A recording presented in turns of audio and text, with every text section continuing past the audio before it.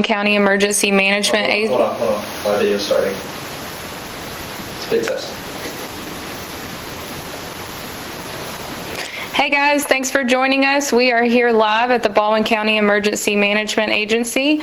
I'm Jessica Waters, and I'm joined by Jason Beaman from the National Weather Service of Mobile. Jason, thanks for coming. Thank you so much. Great to be here. Yeah, tell us a little bit about yourself. Well, I'm born and raised in Baldwin County. I'm a Baldwin County native. When I was growing up in Foley, my parents are still in Foley.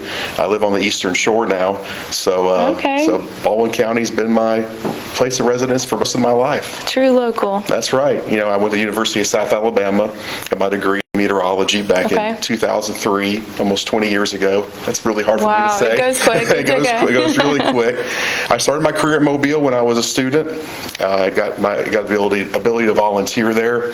Then moved around to Memphis and Raleigh with the National Weather Service and came back here in 2009. And it's been awesome being here. Yeah, well, we're glad to have you. So one thing that I wanted to go over was just the outlook for our hurricane season this year for 2022. Well, the outlook, unfortunately, is for another active season. And when I say active season, we have to keep in mind what that means. It doesn't mean that all the storms are going to come here. We're looking at the forecast for the entire Atlantic basin. So that's not just the Gulf of Mexico. It's the Caribbean out into the tropical Atlantic. But it looks like it's going to be likely an above normal season. 14 to 20 named storms is the official NOAA forecast. 6 to 9 of them could become hurricanes, with 3 to 5 major hurricanes. That's category 3 or higher. The reason for that is, a lot of people have heard of El Nino or La Nina. Right. We're still stuck in a La Nina, unfortunately. And what that really means is it just allows more favorable conditions for storms to develop. This is the third year in a row that we've had those conditions, which is really unusual, actually. So unfortunately, the Gulf waters are above normal. We expect less wind shear to tear storms apart. So that all sets the stage for more storms that can develop. It doesn't mean they're all going to come here, but it should serve as a reminder that we have to be prepared should one come here. Right. It's not when, it's not if, but when. Absolutely. Right? So that being said, I know Baldwin County is rapidly growing. We have so many new residents and visitors coming to the area. What kind of advice would you as much as you can now when things are calm. Right. There's nothing more, a hurricane event is stressful no matter what. But if you don't have a plan to really understand what's going on leading into it, you're really going to have a stressful time. And when you're under stress, it's harder to make good decisions. So learn as much as you can now, especially if you're close to the coast. Are you in a flood-prone area? Are you in an area that is susceptible to storm surge? Your website, your tools can give a lot of great information to help people understand if they are what evacuation zone they're in. Right. And it's good to answer these questions now ahead of time when you have the time to think and plan. Have a plan for you and your family. That's true for new residents and longtime hurricane pros. You have to have a plan for you and your family. Know what you're going to do if a storm comes our way. Again, it reduces that stress level when the storm is coming, and you'll put you and your family in a much better place to be prepared and to survive the storm. Agreed. I couldn't agree more. One thing that I wanted to talk about was National Weather Service's role before, during, and after a storm. Can you give us a little behind the scenes? Sure, absolutely. So we have a dedicated team of meteorologists at the National Weather Service in Mobile. We're at the Mobile Regional Airport, and it's our responsibility to get the public and all of our partners, all the decision makers in the counties that we serve, ready for what could come. We work very closely with the National Hurricane Center. They are a part of the National Weather Service, so we're in coordination with them constantly before the storm, discussing the forecast, the track, the intensity, and we take that big picture from the National Hurricane Center of the track and intensity forecast, and we bring it to a hyper-local level. What could that mean for impacts specifically here? So, prior to the event, we're just making the forecast, we're delivering that forecast and the potential impacts in briefings to the decision makers. So we're on the phone with you all at Baldwin County EMA quite a bit before a storm, letting you know what it's looking like for Baldwin County. How much surge, how much rainfall could you receive? What rivers could potentially go into flooding? How bad could the winds get? All those things, we're working with local decision makers so you all can have good information then to help prepare the communities. We do appreciate that. Thank you. Absolutely.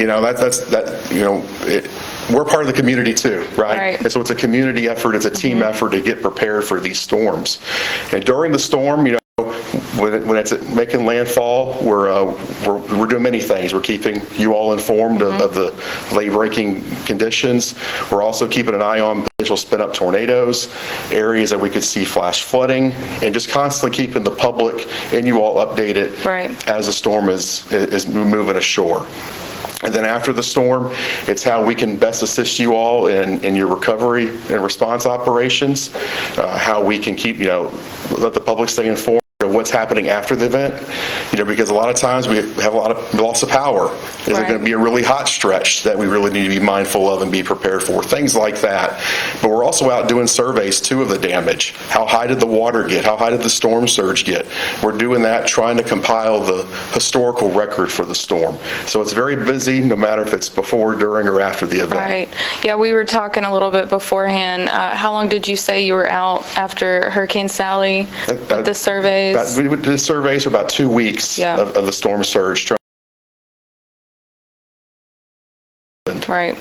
And jumping back a little bit, I know one thing that we had spoke about before we went live was some of the advancements with the radars and satellite system. Could you kind of give the public a little bit of background there? As I was telling you, when I started in the Weather Service as a meteorologist 20 years ago, we always thought about the future and what we could have, and some of it seemed really far out there, and that'd be really nice, but I don't know if we're going to have it.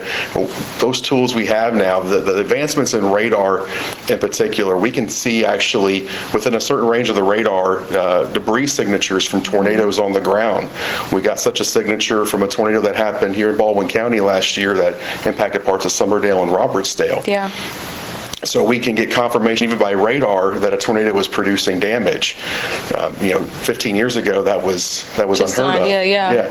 And we can also, our radar can differentiate sizes of raindrops if there's hail inside of a storm. It gives us better rainfall estimates, so we know areas that may be more likely to have flooding. And so all these things, all these new tools give us a better picture inside the storms than we've ever had before. We can do low-level scans faster than ever before. Radar's not perfect, still has limitations. Right. And it can't see. It's helped us out. The same with satellite. The new satellites we launched, to high definition television. I'm not really, exaggerating either. We can see updated satellite imagery every 30 seconds now of a hurricane if we want to, and it's really high resolution. It's so high resolution, we can see individual smoke plumes from fires on a clear day, anywhere that we want to look. So having those capabilities of being able to see all these new things really helps us in understanding what the atmosphere is doing. Yeah. And I know your website is very helpful too. The public can go on, is weather.gov. Yes, weather.gov/MOB will take you to our local National Weather Service page. And there's so many, their daily operations are listed there. There's so many weather imaging that they can see and track that you kind of let everybody have a view on. Absolutely.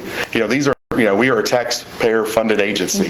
We are here to serve the public and protect life and property. So the radar, the satellite, they're yours. Yeah. Your taxpayer dollars went to buy those, and so they're publicly accessible to anybody, as well as our forecasts and all the information is right there on our website. And we do our very best to try not to bury the lead, try to make sure that the most pertinent information is front and center on the webpage so people understand what could be coming. And I encourage everyone to go on their website and look. It's a great resource. You can get lost, actually. There's so much options available. One thing I did want to mention, Skywarn. Tell me a little bit about Skywarn and what people can do back home to kind of get involved with you guys. Sure. So Skywarn is a volunteer program that help us basically get ground truth information from severe weather.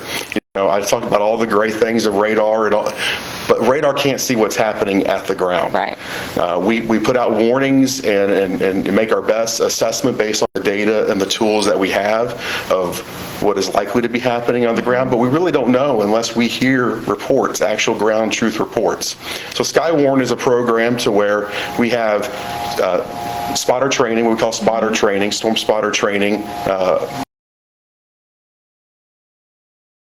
in springtime, to where you can learn more about storms. You can learn about what's important for us to know about, and there's lots of great safety information as part of those talks too.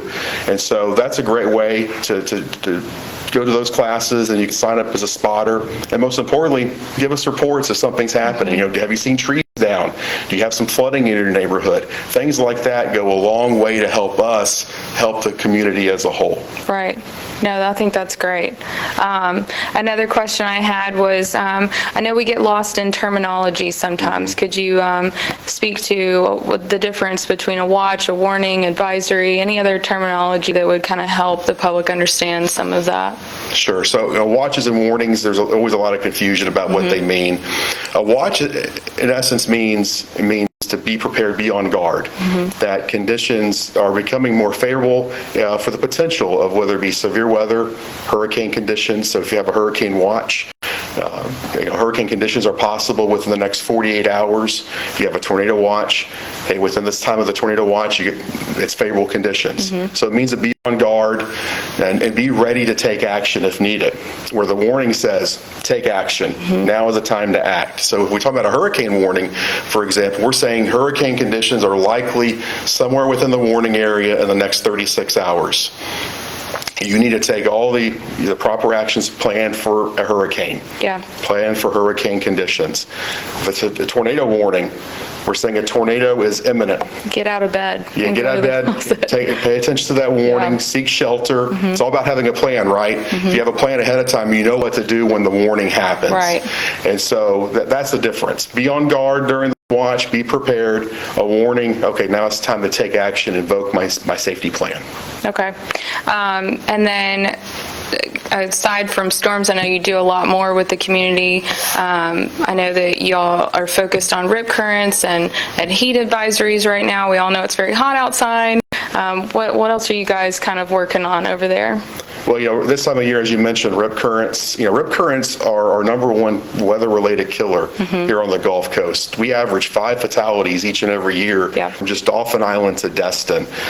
If you took, since 1996, we've had 133 fatalities from just rip currents in those areas.